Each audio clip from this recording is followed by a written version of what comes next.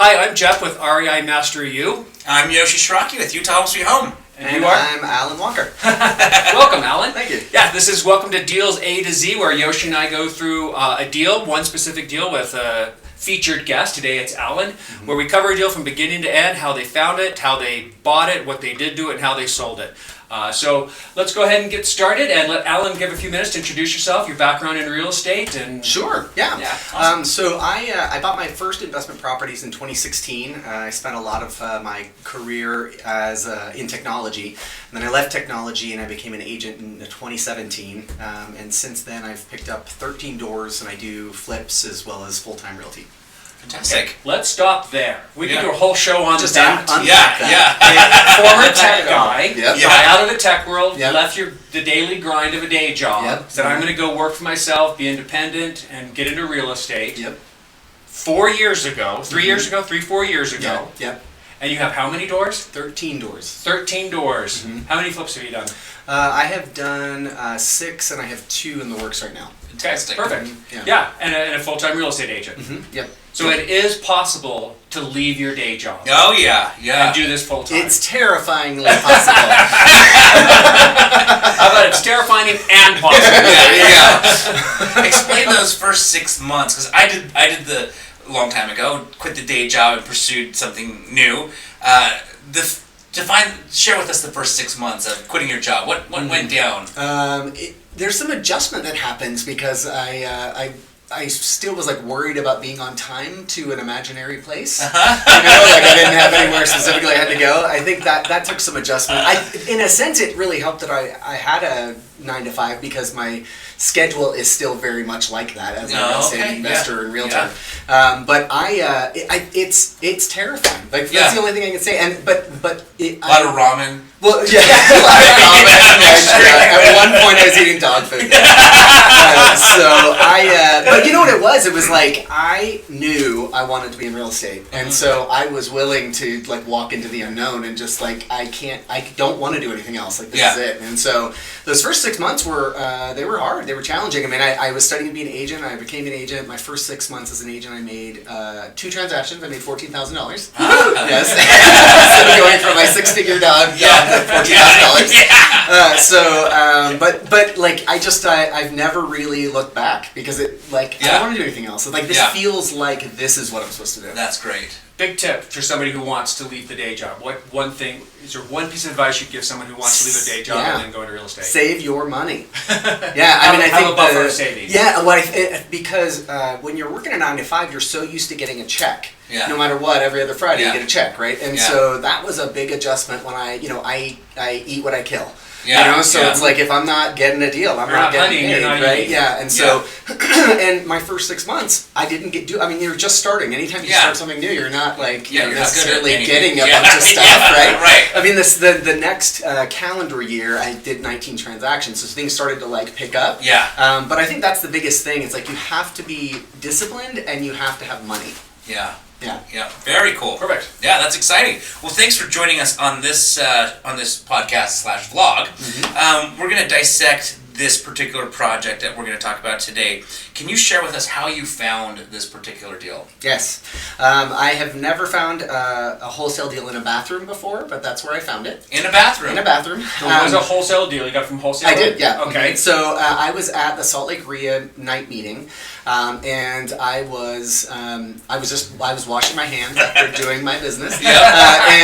What do you mean by business? More specific on that.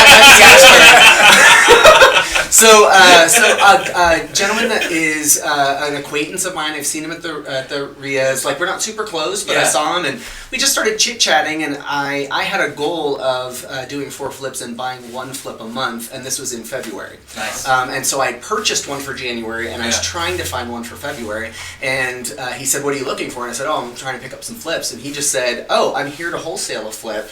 What are you looking for?" And I was like, "Well, what do you got?" Like, I don't want to limit myself. What do you have? So he had this deal, and I went and saw it the next day, and then locked it down. Very it was cool. it was that fast. I had never had something happen that quickly, but it was a great experience because now I know I can close something in a day if I need to. Yeah. So that's how I got it. Awesome. What attracted you to it? Yeah, I was gonna say, we're finding people finding deals Yeah. in the most crazy ways. Right. So, and finding a deal, you've got to open yourself up to getting the deal from anywhere. Not just like getting on someone's buyer's list, Right. or not Absolutely. just cruising the MLS. Yeah. But good investors are literally hitting every lead, every person, every event, every networking, every relationship, and covering the bases. Absolutely. I think you were going to say good investors are hitting every bathroom. Oh yeah. I'm going to start going to a lot of Start hitting your real estate. Even the sex bathrooms. Even the sex bathrooms get a little weird. Yeah. Like, otherwise. That's right. So, what attracted you to this particular deal? So price point. It Okay. was a small house, and I wanted to do something small. Yeah. Everything else I had done was like over 2,000 square feet, which is great. Yeah. But it was just I wanted kind of a challenge to see how I could do that. Yeah. And this house was 700 square feet. Oh, nice. And it was only $132,000. Mm-hmm. And so I was like, a house in Salt Lake for $132,000. Yeah, Like, what's wrong with it? Right. So I went and checked it out, and it had some issues. And Yeah. I could see that, but I felt like, with that price point and where the ARV was, it's like, I'd really have to mess up to not make What was money the on ARV? this. ARV was I had 240, it actually sold at 230, and that was like, because that's as high as the appraiser would go, so Right. top of the market was really 230. And Got then it. in Salt Lake City, Salt Lake County, 230 is probably one of the cheapest houses a resale Absolutely. buyer would ever find. Absolutely. So it is sort of the I won't say the bottom line, that sounds so bad, but lowest end. It's one of the most popular price points. Right? Yeah, Right. it's the least expensive house on the market, you're going to sell it. Yeah. Yes, Yeah. exactly.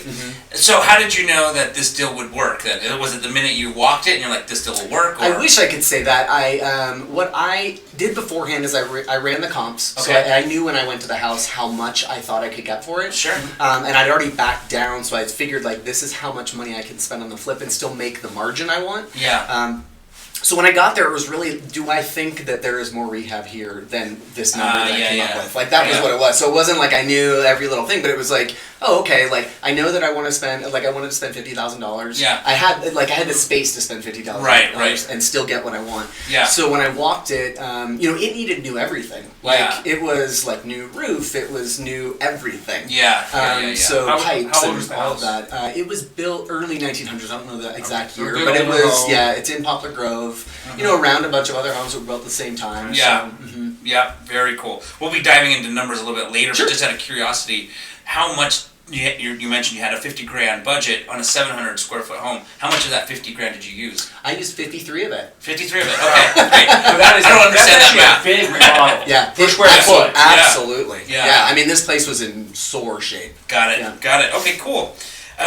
Can you please share with our audience how you got this deal financed? I mean, you found it in a bathroom the next day. Yes. You went and looked at it, and then you closed I that. know. I wish I could say like I found it in the kitchen is where I found the money, but no. So I had some previous relationships with hard money lenders. Okay. And while I've only done say 6 flips, I've also done another 6 rentals. And so I was buying those as I would a flip, right? I was buying them with hard money, I was renovating them, I was refining them out, right? So I had relationships with a couple of hard money lenders that I've used multiple times, and we became, very familiar with each other and comfortable. Nice. And my hard money lender at the time also knew this wholesaler. Okay. And so, like, he was able to say, like, yeah, I get it, we're Yeah. good. I sent him all the comps and everything. And he just had the ability to close that quickly. Yeah. 100% financing? Did they? Yeah, 100% financing. And did they, hard money lender, cover the assignment fee as well? Or- Yes. Well, yes. It was in the purchase price, so yes. Okay. Yeah. Because very often, technically, the assignment fee is not in the purchase price. Right, They're yeah. very separate on the settlement statement. Yeah, And yeah. a lot of lenders just assume that the assignment fee is a cost, That's not going to the purchase of the house, interesting. the value. And so a lot of hard money lenders won't loan, especially on very large assignment fees. Yeah. That's something you need to be That is good to know. have a good relationship with your lender, is because they may not cover the assignment fee. So that's great that they cover the purchase price and the assignment fee, and you're able to pass. Absolutely. So hard money lender to acquire it. How did you fund the $53,000? I had a lot of zero balance credit cards that were giving me 0% interest for 18 months, fantastic. and so I just maxed those out. I was doing another flip in Roy and also one in West Jordan all around the same time. Yeah. So cash flow was a little bit tight. Sure. So that's how I kind of maximize it. I just maxed out my credit cards. You know what I love for a about couple that, months, though? And it was scary, but it was like I knew that if I did it, I could make money. Yeah. And I'm responsible enough to know that I need to pay it back. Right. Right. It's not like I'm just like well. Yeah. Oh well. How long did that let you sit on credit cards? That sat for I would say until September of that year. I probably got all that stuff at the beginning of January. Yeah. Like as I was doing my first. So they're 8-9 months. 8-9 credit months. card interest. No, it was at 0%. The whole time. Yeah. whole That's why I was doing it, because I had yeah. cards for a while, and so they Yeah. always send you those checks that are like Yeah. 0% for 12 months. And Right. So I mean, I paid the 3% balance transfer fee, but I wasn't paying anything monthly. Right. There was a time when this was like 20 years ago, and I had credit card balances and I didn't want to pay interest. I would transfer. I just open new cards. Oh, sure, Transfer, yeah, and then and you they just would let you do it. transfer But it. Yeah, yeah. They caught on to that. Yeah. Yeah, they won't let you do The that good old anymore. days. Yeah, the good old days. And I went for Also- like a year without paying any interest on something I couldn't pay off at the time. Yeah. Yeah. So anyways, side note. I also, in case you guys are wanting to make $1 million, so if you guys want to sell me 5 or 6 houses right now, good old days. Well, and you know what I love about that is you did that deal no money down. Yeah, no money down. You borrowed from a hard money lender, and then you borrowed from Visa. I At totally did. 0%. At 0%. Yeah. I mean, that's creative. That's phenomenal. I love that. Great tip. Yeah. What would you say was the biggest learning lesson then in the acquisition of the property? I mean, you said it moved quick. Was there anything that you took from that? Yeah, I mean, I think that when you're moving at that speed, the walkthrough is quick, and a lot of the seller's stuff was everywhere, so there were things I just couldn't see. Yeah. And there were some gotchas as I got into it, and Sure. luckily, for me, having a $50,000 budget and only spending 53 Yeah, is like yeah. a win. Like, Yeah. I did it. That's also 10% over budget. Yeah. So that was, I think, a lot of it. It was like I just couldn't see a lot, and Yeah. have you guys ever seen The Money Pit? Is it With with Tom Tom Hanks? Hanks No. and Yeah. Meg Ryan or Yeah, Melanie Griffith. sure, yeah. Somebody. I'm a movie buff. I should get I it. just remember that, they walked through this house, and the lady was like, "Oh, I don't turn on the lights because of the creditors, those Yeah. vultures," but it was because the lights didn't work. Yeah. And I felt like it was the same thing in this house. It was all dark, and so I'm just wandering around and okay, looking at stuff. So I think that's the big thing, and I think. I'm not sure that I learned this from it. I think what I learned from it was I have to be able to take some risk when I have to purchase something that quickly. Yeah. I have to accept, yeah. I am opening myself up, and that's all right. I mean, it worked out well. Yeah. But I think that's the big thing. It's I didn't have time for a meth test. I didn't have time for a sewer scope. I didn't have time for, anything, really. Yes. Yeah. So that was, I think, the biggest thing. I'm more comfortable with that now as a flipper. Yeah. Because I've gone through that. Yeah. So I'm working on a house now, a lot of problems. Yeah. I could see some of them, but same thing. Yeah. Once you lift up that subfloor, Yeah. it's a whole other game, Yeah. right? So, Yeah. And I love that because I remember the first time I bought a house sight unseen. It was a video. Well, you kind of saw it, but you didn't see it. Yeah. You have to make your decision on this video and these pictures. Nothing else. And I was like, oh my gosh, really? I can't go look at it? Nope, it's occupied. They don't want anyone there. I was like, really? I can't drive by it? Nope, they don't want it. You're like, oh, okay, I'll take it, right? who do I make that check out to? Yeah. And now I'm very comfortable doing it. I do it all the time, right? But in the beginning, it's scary to buy a house sight unseen. Sight unseen. Yeah. Yeah. But I think the thing is that that skill. I want to scale this year, and you have, in my opinion, you have to have that skill because I don't have the time to go to every single one. Yeah. And a lot of it too is wholesaler relationships. Yeah. Right. If I've worked with these wholesalers before, and we've completed multiple transactions. Yeah. There's a level of trust. I mean, they're always trying to sell their deal, so I'm Yeah, not saying that it's completely transparent. But there's a level of trust there. That they've know looked what at it they're enough. doing, Yeah, and they so know the numbers well they're not enough. trying to sell a bad deal. Exactly. And, so yeah, I agree. And I would be very careful of wholesaling. Absolutely. So wholesaling is such a new, trendy It's thing. very Everybody trendy. wants to do it because you can do it with very little money down. Yeah. Yeah. And so I see a lot of wholesale deals, and I'm like, dude, you don't know how to run numbers. No, not at all. I You're not agree. even close. I mean, there's no Yeah. margin in it. And then I go Yeah. to some walkthroughs, and like at the number they sent it out, it works. Yeah. But then it's highest and best. Yeah. Is what they're Yeah. asking for, and it's like there's 30 people at this Yeah. this walkthrough, and you're asking for highest best. I'm like, I just walk away. I'm like, there's Exactly. no Yeah, way. it's not, Yeah. we're not going to work out. Exactly. Because there's always that newer investor who's just willing to get their feet wet. That's And me. wants That to- was wants- me. and- I mean, yeah. that's exactly what happened to me. Yeah, Yeah, absolutely. Yeah. Like, I don't even care if I make a profit. I know. I just want the experience. Yeah. It's like I'm not after an experience. Me I'm after neither. cold hard cash. Yes. That was we had another guy who was like the same thing. Like, Yeah. I'm done learning. Yeah, Yeah. exactly. I'm each now based on how much money am I going to make. Exactly. And if I don't make this much, I'm not doing the deal. Yeah. Yep. Exactly. It's a good place to get to. Yeah. I It is. agree. Yeah. I agree. Yeah. Awesome. All right. So, what would you say was the most costly improvement in that particular project, and why? It was foundation. Foundation. So we had wavy floors. Okay. So I knew there was something going on. Sure, Right? sure. But until I got like all the stuff demoed and all of the plywood out, so that I could see what was going on, there was a lot of joists that were broken that needed to be sistered. We had to put some more of that in. Then I will say this, since we're not saying the address. Yeah. Exactly. Yeah. So I didn't notice this at all, and then as I was doing demo, I went out the back door, and like part of the wall was literally falling off the house. Now it wasn't the whole wall, but it Yeah. was like the top part of the wall Oh, was just sure. rolling away. Yeah. And I was like, okay. Like my contractor was like, "You gonna get that fixed?" I'm like, "What? Oh God." So that was Exactly. unforeseen. Is it noticeable? I know. Yeah, I can tell. Like as I'm sticking my hand through it, like. Right. Talks about the foundation. Foundations scare a lot of investors. Yeah, They yeah. just think huge, it's going to be tens of thousands of dollars. Tell us your experience, just kind of with the foundation, what it costs, and that kind of thing. Yeah. So I was as well, right? This is Yeah. the first time I'd ever dealt Yeah. with it. The only benefit in my head was it's a small house, Yeah, so at least yeah. there's not that much foundation. Right. Smaller foundation. Right.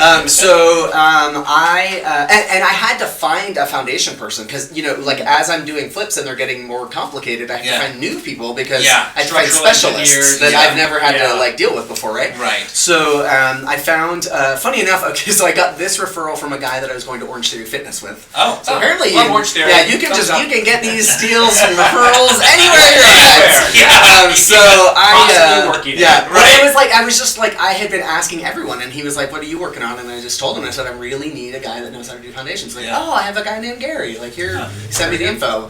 And so I had Gary come over and check it out, and he was super on top of it. He's like, "Oh, I see what's going on. It's not that big of a deal. Yeah. Like I can this is what I'm gonna do. And he did it hourly because he's like, look, this work is unknown right now. Exactly. So I need to do this hourly. And I was like, that's fine. Yeah, Because yeah. at the time I was more interested in having someone that knew what they were doing. Yeah. Yeah. Because the last thing I'd ever want is for a homeowner to have some kind of problem with the house I sold. Yeah, Right? exactly. Because Yeah. it's like, I mean, Yeah. it's like I am trying to give them a great product. Right. And if I do something wrong like that, Yeah. that would suck. Yeah. You'd feel bad. I feel awful. Yeah, absolutely. I'd feel awful, but they wouldn't have my phone number.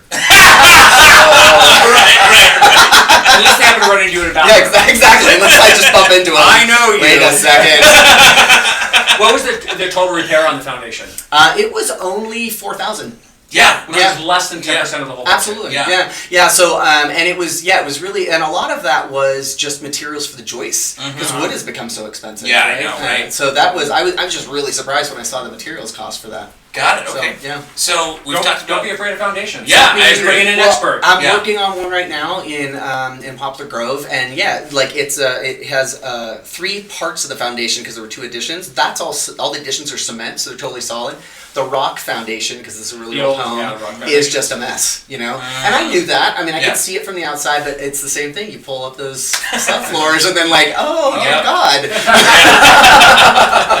Well, we were talking about yesterday how we partnered on a deal that the back end didn't have a foundation It was No, it was just sitting on dirt. on rocks. Oh, wow. A couple rocks. Like Like just a couple but of not, rocks. yeah. not a rock foundation. Yeah, just Yeah, 1 or It's 2 from rocks. 1800. Yeah, It was exactly. just some rocks. It was literally some rocks. So and that's where and that was the kitchen. And so we had to hire a structural engineer and come in and create a plan so we could put a foundation underneath the Right. kitchen. Right. And we couldn't, we bought that side of the seat too. We did. Because we couldn't get in. Right. What ended up not being a big deal. Yeah, it was super affordable, which is why we were asking. Because Yeah. a lot of times, like you said, a lot of people are afraid of foundations, but it's not that. Not that, Not that Well, big yeah, a I mean, deal. I think too, In many cases. like with many of the larger foundation companies, Mhm. like they definitely are charging for that, because as Yep. a realtor, sometimes I'm dealing with foundation things for one of my buyers, and I have Right. to go and get an estimate. Yeah. And I always go to the expensive people. Yeah. Because I'm a good negotiator. Right. So, but like that's the thing. I mean, I think most people, if they see it, they're only seeing that. They Yeah. don't realize there's plenty of like people that are qualified, Yeah. can do it. They're not a Exactly. big company, Yeah. and they can do it for a lot less. Yeah, absolutely. So we've talked about this wall falling down. We talked about foundation. My next question. When you say it like Was that, the roof caving into? the roof. I had to replace the roof, but it was not caving in. There was no roof, so he just Yeah, had to put exactly. If you call it tarp a roof. right. We'll call this the tent conversion. Exactly. I'm just gonna make it into a house. So that leads into this next question, which what was the biggest surprise or hurdle in the house? Was it one of those? It was what we just talked about. I mean, Okay. I knew I had to replace the roof. I would say one of the biggest surprises, though, was there was a wall between the kitchen and the living room. Okay. And this is a small house because it had 2 bedrooms that were normal. Like the layout of the house actually was normal. Nobody like added anything on. It was Yeah. just, that was the house, right? Yeah. So the one thing that was great was the wall we wanted to take down. I was concerned was load bearing, and it wasn't. Oh. That was a great day when I Yeah. found that out. They're like, oh no, this isn't load bearing at all. We can just tear it down. I was like, oh, because I'm thinking we got to get a beam, Yeah. we got to get all this, engineering in here, we got to figure this out. And it turns out, no. Very cool. Very cool. That wall removal may be the answer to this next question. But did you do something special in this renovation, and why? Yeah, so I kind of took the tack of this is a really small house, so I Right. can I was gonna ask choose if- more expensive materials. Oh, yeah. Because I'm not using as much of them, right? And I Right. don't mean Okay. everything, but I Yeah. like made some choices around materials that I wouldn't normally make in a bigger house. Yeah. And so taking down the wall really helped. I built an island and moved the plumbing. Okay. So that the island had the plumbing for the dishwasher and the sink. Oh, nice. When we were there, it was it was like no more than 6 feet of space is where got they it. had the entire kitchen. Yeah. Wow. So taking down that wall was necessary because like then you could move the island out and make the whole space livable. Nice. Yeah. And so that's one of the things I did. Yeah, was that, and then I chose some really good, in my opinion, backsplash tile for the bathrooms, and quartz countertops. Because again, Right. it was a very small house, so Yeah. it wasn't expensive. It's Yeah. like maybe $800 for the quartz. Right. Did you have right, a deck right. or anything? What's that? No, I added some stairs in the back, but the front had a porch, which was really nice. Okay. And that's all I did outside. A very common and cheap technique to add square footage Is to add a deck. off Yeah, the bat. that's actually really good to know. Thank you. Yeah. Always learning. We're not even Yeah. general. Right. It can be, especially with the price of wood, an expensive, addition Yeah. to your Right. rehab budget. But on a really, really small house, Yeah. where you can't add more living space, you can add a deck, and it That's just a great idea. maybe French doors, and it just kind of makes it feel bigger. If you Right. can Right. make that happen. That's a good idea. Yeah, absolutely. Very cool. So during this renovation project, it sounded like there was a lot of great learning experience. What was the best learning experience?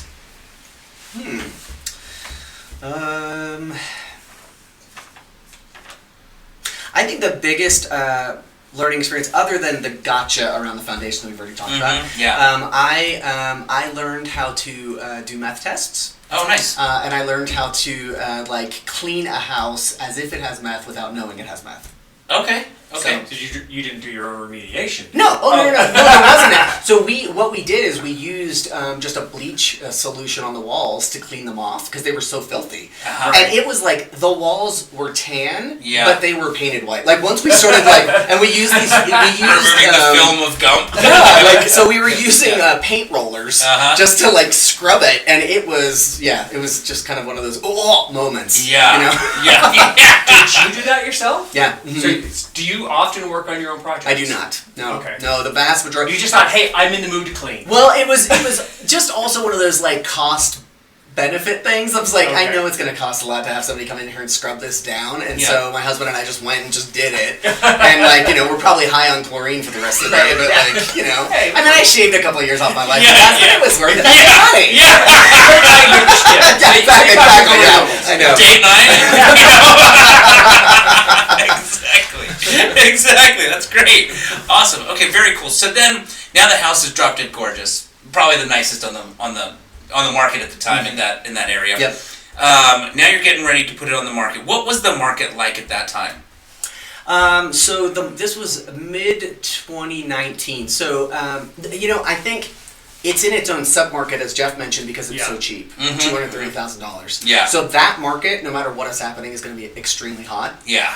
And I knew that, but I did want to take some. I made some efforts to move it fast because that was what I wanted, right? Like as a flipper, I just want to get it off and done. Yeah. So I staged it, and I met a stager, bought some staging stuff, and then she supplied the rest. Okay. And got pictures and just really tried. I did a 3D tour as well. Oh, nice. Just to get people to the house. Yeah. So, what else did you do for marketing? Did you do an open house? I did. Yeah, I did an open house. There was a lot of people that came. I had 5 offers the first weekend. Wow. And it was the price point. Yeah. There was just nothing around, and it was new. And I think people don't mind small if it looks nice and feels comfortable. They just don't like cheap. That's very true. Even at the lower price ranges, people don't like cheap. I agree. Renters probably don't look at it, but They don't someone's care. buying, they're putting their own money into something they're going to own. They don't want cheap. Exactly. Yeah. If they're looking at 3 or 4 houses that day and they come to yours and it's all brand new, $53,000, all brand new, it's a no-brainer for them. Yeah. That's their budget, and they just looked at others and that are not that nice. It's going to move quickly. I totally agree. Well, anything else that you did in regards to marketing outside the open house? I did How do you Facebook market? ads. How do you do Facebook ads? I do. So Paid? when it's my listing paid, I do Facebook paid ads, and I also do Instagram ads. And then I usually will door knock the neighborhood and invite everyone to the open house. And the theory behind that really is just that when you're at the open house, you don't know who's a neighbor and who isn't. So if you want to buy a house and there's 1 million people there, you get really freaked out and want to make an offer right away. Yeah. So I just like to kind of pump that up, So and it was nice. I mean, it was a neighborhood that was maybe 40% gentrified. So the neighbors just loved that we were doing something at the house. Right? And so they were so gracious, and they just really, loved that we were doing it. So that helped. So that's typically the marketing I do. Very cool. That's awesome.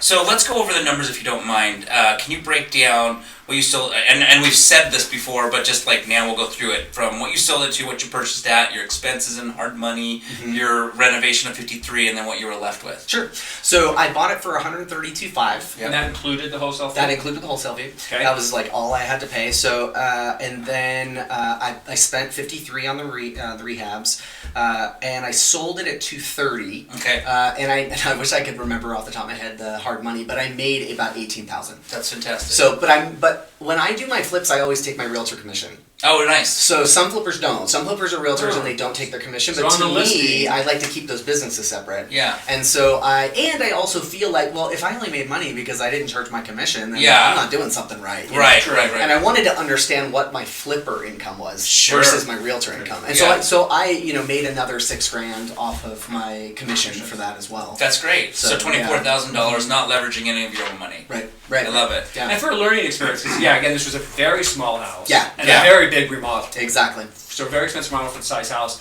and you still came away with over $20,000. Yeah. That's fantastic. How long did it take you? Let's see. I bought that in February, and I sold it in, I think, mid-July. So I was in it a little longer because we had to redo the roof and the plumbing and the there was just so much big stuff that was no walls falling down. Just for liability purposes. And I'm speaking in hypotheticals. Yes. We are not publishing the Actually, we talked about that yesterday. Yeah. And posting photos, the before-after photos. I don't do that. I don't recommend doing it either. Just because you could run some liability by showing potential buyers even who your buyers were, and then they go back and they see something Well, I think for me, as I'm scaling my business, I'm starting to expand and have more money partners, and so those pictures are great to show privately to your money partners, to show them what you've done. But I have zero desire to ever show that to the world. For that reason, it's I do good work, but if you aren't in the business, you don't understand the work that goes into moving from A to B, and so you think well, I got ripped off somehow, and it's exactly.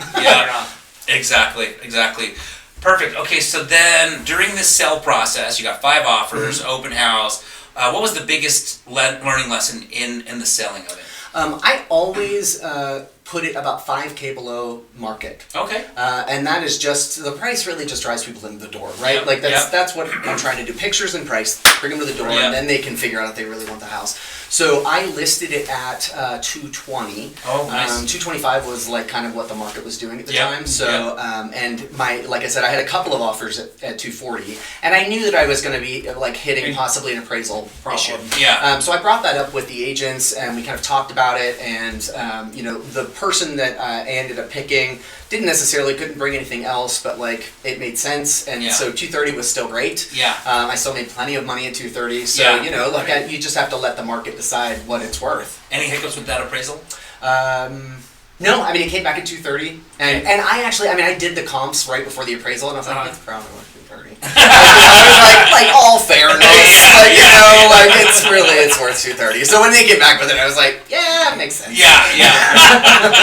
But I mean, there's also like just a nice comfort in knowing you pushed the market. Yeah. Right. Like that is the most that you're getting for that house. There's not one dime left on the table. So. Exactly. You're the highest selling house on the on the. Yeah, I did one just last summer in a similar part of town.